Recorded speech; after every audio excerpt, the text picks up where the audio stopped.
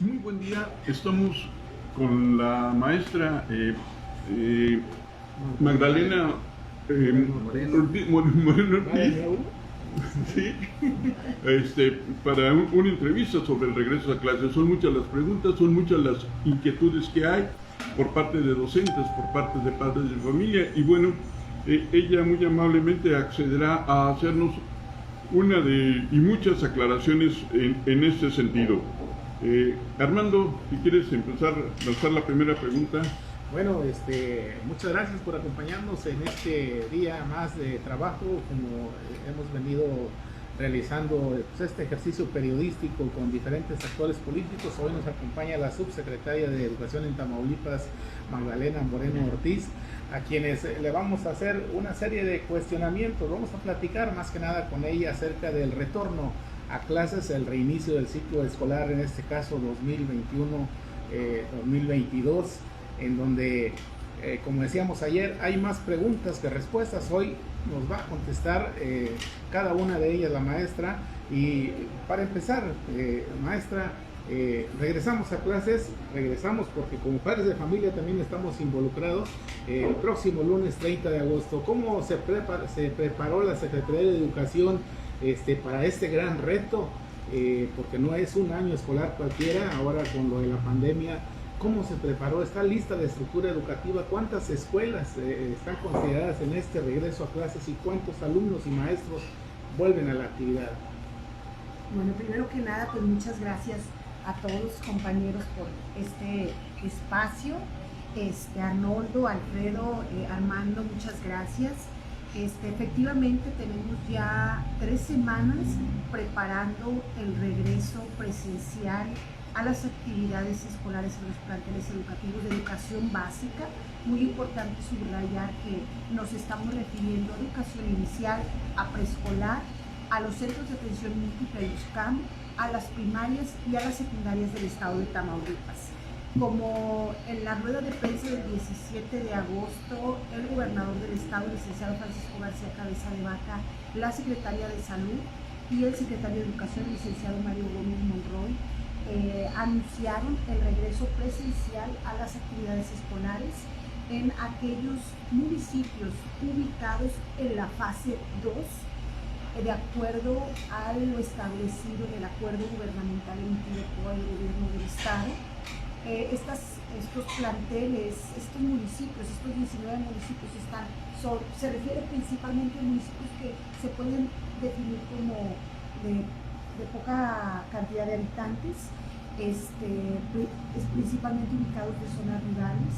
Por lo tanto, los planteles educativos que retornan son en su mayoría unidocentes, bidocentes, multigrado. No hay un plantel que tenga más de 230 alumnos, por ejemplo, y esos son en las escuelas secundarias, lo cual nos está hablando de que las escuelas que van a realizar, en primer lugar, van a ser escuelas de pocos alumnos y de grandes extensiones territoriales también, al estar ubicadas en su mayoría en zona rural. Eso le da ciertas características a las escuelas.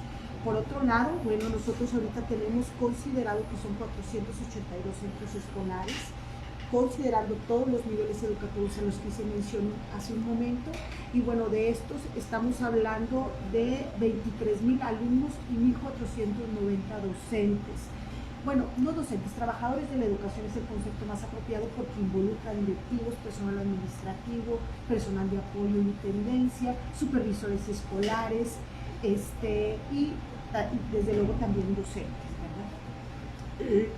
Todos los días están variando el semáforo. Muchos municipios salen de naranja, se pasan a rojo o bajan a amarillo.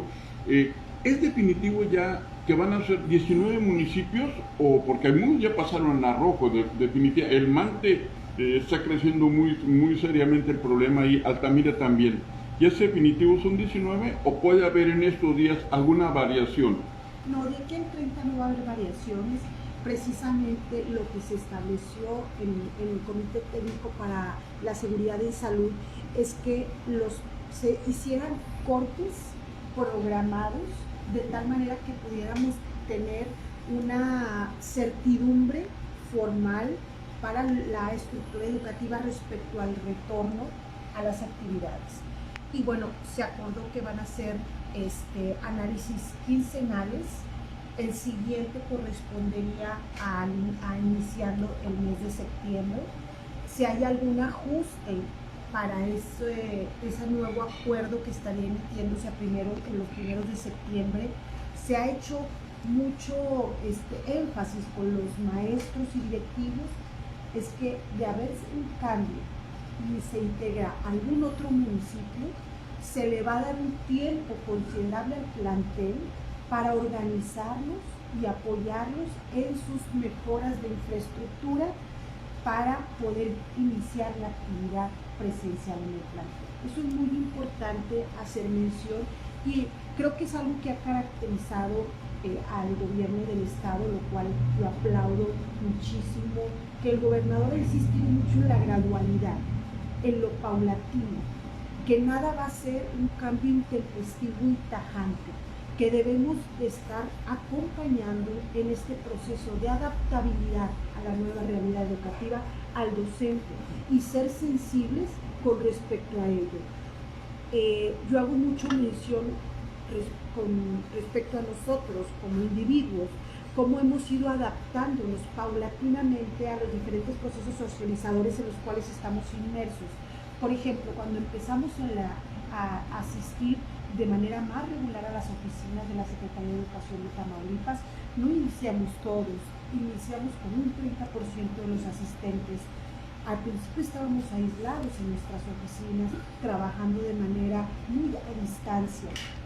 Y hemos pasado por un proceso de adaptarnos en la convivencia cotidiana de los espacios administrativos. Lo mismo tenemos que preparar para nuestros maestros. Y esa es la instrucción que estamos bajando a los supervisores escolares y directores. La semana pasada tuvimos una capacitación intensiva para presentarles la estrategia organizacional del estado de Tamaulipas. ¿Y qué es esa estrategia organizacional? ¿Cómo se van a organizar en el espacio? ¿Cómo van a estar organizada la carga horaria? Es decir, sus horarios lectivos, cuáles son las materias a las que se les va a dar prioridad, de qué manera vamos a organizar la convivencia organizada, que no va a ser receso. Muy importante hacer esa acotación. Este es un concepto nuevo que tendremos que acostumbrarnos a él, que esta convivencia organizada es hacer pequeños paréntesis que le permitan al alumno poder llevar a cabo algunas pausas activas, ejercicios de respiración, también de hidratación, pero no es propiamente un recreo. Es una actividad que va a realizar bajo el liderazgo del docente y bueno, porque tanto los recesos, como los denominamos los recreos, como los espacios para la alimentación que se daban en nuestra escuela regular, pues de momento no vamos a poder realizarlos por el riesgo que implica el intercambio de alimentos y por el riesgo que implica también el introducir personal a los planteles que estén haciendo manejo de alimentos en espacios compartidos. Entonces, ese tipo de actividades van a desaparecer de la escuela en este inicio. No sabemos si se vayan a poder retornar en lo sucesivo, quizás sí tendremos que esperar, pero mientras tanto ahorita la prioridad de todos nosotros, y también muy importante darles esa certidumbre a los padres de familia, es el proceso de adaptación de los maestros al espacio y de los alumnos al espacio escolar. Recordemos que hay alumnos que van a llegar al primer grado, al segundo grado, que no conocen la escuela, ¿sí? Que va a ser su primera experiencia en la convivencia, en el orden, en la disciplina, en el respeto a las jerarquías, ¿sí? En la socialización con el otro, en el respeto del espacio del otro. Es decir, van apenas a hacer un reacomodo en su estructura incluso psíquica respecto a cómo van a conocer la escuela como tal, ¿verdad? Algo que nos han preguntado es los insumos, maestra. ¿Cómo van a estar los insumos? ¿Qué van a recibir los maestros en este regreso a las clases presenciales. Se necesita gel antibacterial, no sé si vayan a dar cubrebocas, se les va a tomar la temperatura a los niños, en fin, ¿qué es lo que va a proporcionar, no sé si la Secretaría de Educación o la de Salud o el gobierno, en este caso a los maestros, para recibir precisamente a los alumnos y de esa manera dar los insumos necesarios para la prevención de cualquier tipo de contagio? Sí, como se hizo mención también en la rueda de prensa, por parte del gobierno del estado se separó una bolsa de 150 millones de pesos, en la cual implica uniformes escolares, zapatos escolares, útiles escolares, con una mochila con todos los insumos necesarios, desde un diccionario, pluma, lápices, libretas, igualmente de un kit de básico para el arranque de las actividades sanitarias y de desinfección en el plantel, que implica 5 litros de gel antibacterial, 5 litros de cloro, 5 kilos de detergente, 3 escobas, 3 trapeadores, tinas, un termómetro también, que es algo que nos han estado demandando muchísimo los maestros, que ya se hizo la solicitud. Todo este material además va a ir acompañado de un trabajo que estamos haciendo de unas brigadas de mantenimiento y de mejoras junto con ITIFE, ¿sí?, con gobierno del estado, con los CREDES, con los centros regionales educativos, con los padres de familia. Y bueno, este kit de materiales sabemos que solo va a ser suficiente para iniciar, y es por ello que a través del Departamento de Vinculación de Padres de Familia ya se giró la instrucción tanto a directivos como a padres de familia que pueden activar, y estamos en condiciones de activar las asociaciones de padres de familia para que se organicen y puedan llevar a cabo sus asambleas y sus acuerdos internos para darle seguimiento a las mejoras de los planteles. Maestra, obviamente pues la pandemia nos obliga a las autoridades de educación en Tamaulipas a tomar muchas previsiones.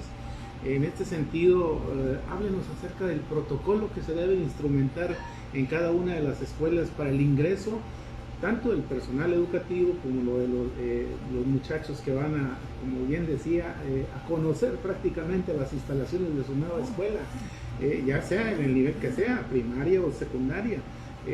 Después de 1 año y 7 meses ausentes de las clases presenciales, pues van a tener que presentarse en las escuelas.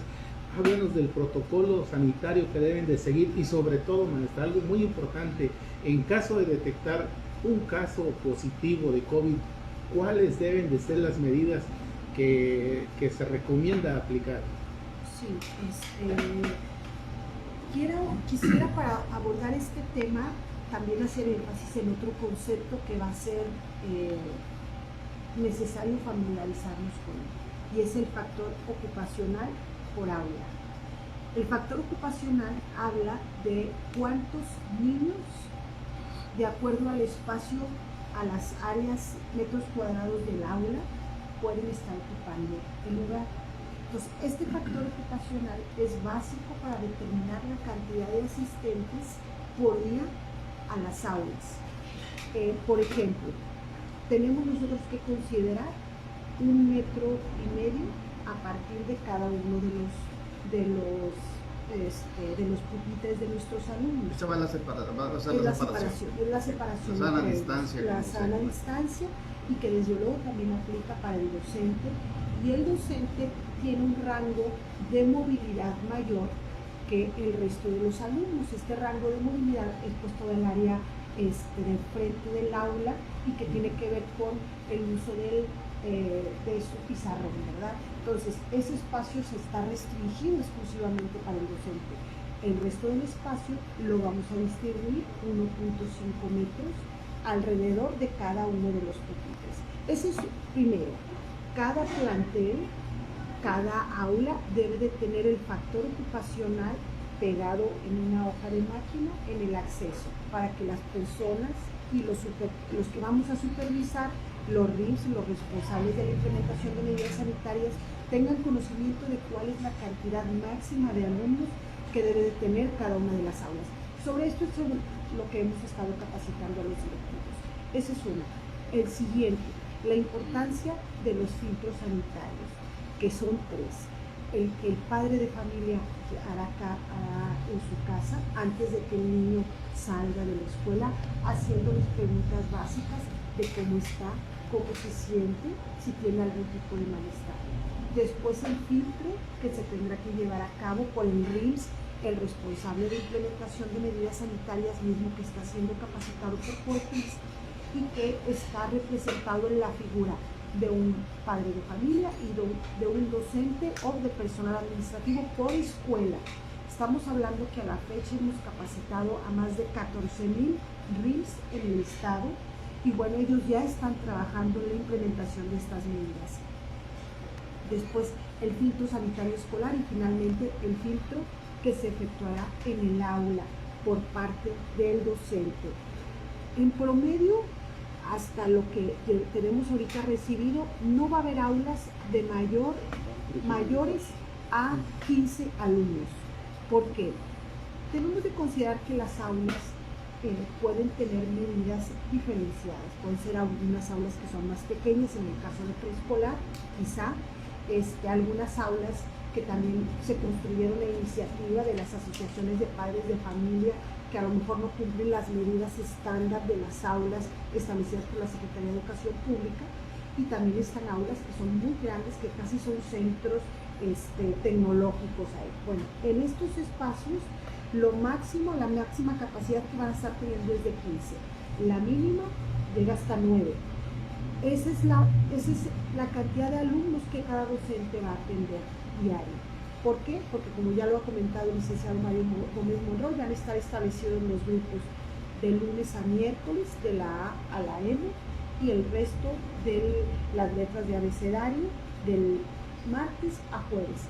Y el viernes solo va a quedar establecido para atender a algunos niños que el docente considere de rezago o de acuerdo a lo establecido en el Consejo Técnico Escolar, si haya necesidad de atender en específico algún alumno, algún padre de familia a recibirlo ese día, de acuerdo a lo que el docente observe en su periodo de diagnóstico de los primeros días que reciba a sus estudiantes. Maestra, ante ello me imagino todo un replanteamiento, por lo que nos expone esto último, todo un replanteamiento del programa escolar. Yo creo que quedará, me acuerdo de la educación de los griegos, a lo básico, español, matemáticas y lo que sobre, a ver en qué lo vemos. Es así, o sea, ¿en qué se van a centrar? En esta reprogramación, ¿cuáles van a ser las asignaturas de prioridad en la enseñanza? Es correcto, nos vamos a enfocar en los primeros meses antes del siguiente periodo de evaluación a las asignaturas de matemáticas y comprensión lectora. ¿Sí? Ha sido también muy insistente esa pregunta, sobre todo con nuestros maestros de inglés, nuestros maestros de educación física, y bueno, pues sí les hemos ido señalando que ellos van a asistir de manera regular a su plantel educativo de acuerdo a la indicación del director. Sin embargo, en este periodo vamos a darle énfasis a esas asignaturas, matemáticas y comprensión lectora, e igualmente a actividades que refuercen en lo socioemocional, y eso también va a estar muy de la mano con las actividades que puedan realizarse el día viernes en los planteles. Otro tema que quizá quiero hacer también mención es de que los maestros han señalado mucho en medios de comunicación que van a trabajar doble A. Vamos a tener que atender a los niños que asistan de manera presencial y además la educación a distancia. ¿Qué horas voy a ver a los de educación a distancia? Fuera de mi horario. Bueno, yo quiero señalar que la instrucción del gobernador y del licenciado Mario Gómez Monroy, en acuerdo también con la parte sindical, el profesor Rigoberto Guevara de la sección 30 del CENTE, es no van a hacer doble trabajo. nosotros, y aquí voy a abonar otro concepto más, con el cual ya llevaríamos 3, es la labor autogestiva del padre de familia o tutor. ¿Qué significa eso? Significa que si el padre de familia, estando en un municipio que va a regresar de manera presencial y decide por alguna circunstancia no enviar a su hijo a la escuela, lo que tiene que hacer aquí el padre de familia, que se va a constituir en el gran aliado de su hijo para el proceso de enseñanza-aprendizaje, es ir a recoger cuadernillos de trabajo al plantel con su maestro y él mismo hacerse cargo de entregar la evaluación de esos cuadernillos o una carpeta de evidencias a su maestro. ¿Cuándo? Cuando el maestro así lo determine, que pueda ser cada viernes o puede ser incluso al cerrar la primera etapa de evaluación, es decir, en el momento en que se hacen las calificaciones de los alumnos. Sí, va a emitirse, se anunció la expedición de una convocatoria para clases en aquellos municipios en rojo. ¿Cuántos de los municipios en rojo, cuántas escuelas aceptaron participar? ¿Cuántos alumnos van a entrar de los municipios en rojo? Bueno, muy bien, excelente pregunta, porque también ha habido muchas dudas. La convocatoria para los municipios que se encuentran en fase 1, que se aperturó, esta va precisamente para los municipios que son los municipios más grandes, de mayor cantidad de habitantes. Dicha convocatoria se emitió el viernes, en la noche salió publicada. Para nosotros era prioritario que todo se diera de manera muy rápida y así sucedió afortunadamente. Para el lunes a las 10 de la mañana teníamos ya 67 escuelas inscritas. Ayer en la noche, al último corte a las 10 de la noche, teníamos 125 escuelas inscritas, de las cuales 119 eran de escuelas privadas y 6 eran escuelas públicas. El día de mañana es el último día para recibir solicitudes y el día jueves se estarán publicando los resultados porque estarán puestos a consideración del Comité Técnico para el regreso a clases presenciales, mismo que está conformada por la Secretaría de Salud, la Secretaría de Educación y Pobres. ¿En qué municipios son estas 125 escuelas? Bueno, principalmente el municipio de Victoria, el municipio de Tampico, Madero, Altamira, Reynosa, Nuevo Laredo, Mante, Matamoros, principalmente. Ok. Pues maestra, en este tiempo que tiene de vigencia la pandemia, pues 1 año y 6 meses, casi 7 meses, también se reportaron bajas de personal educativo. El sindicato de trabajadores de la educación reportaba alrededor de 350 muertes de maestros. Y esos espacios obviamente pues eran maestros frente a grupo o trabajadores del sistema educativo. La pregunta es, ¿ya se llenaron esos espacios para que, con todo respeto, no haga falta un maestro en este regreso a clases ahora a partir del 30 de agosto? Muy buena pregunta, compañero Armando. Efectivamente, hemos sufrido bajas de parte del personal, de trabajadores de la educación, hechos muy lamentables. Hemos perdido a gente muy valiosa. Me recordaba ahorita un poema de Mario Benedetti de Cuando la tormenta pase y que regresemos a contarnos cuántos quedamos. Seguramente es algo que nos vamos a encontrar con este regreso a clases el 30 de agosto. Y bueno, el proceso de cobertura de este personal que lamentablemente se ha ido ha sido recurrente. No, desde el primer acontecimiento nosotros iniciamos rápidamente los procesos de cobertura. Ahorita, cuando inicia un nuevo ciclo escolar, es muy común que hayan ajustes en los acomodos del personal. ¿Por qué? porque es cuando se hacen procesos de cambios a nivel estatal. Por ejemplo, hoy tenemos el evento de proceso de cambios, y ese proceso de cambio, junto con las bajas que hayamos sufrido, pues va a implicar para nosotros mucha movilidad docente y nuevas coberturas.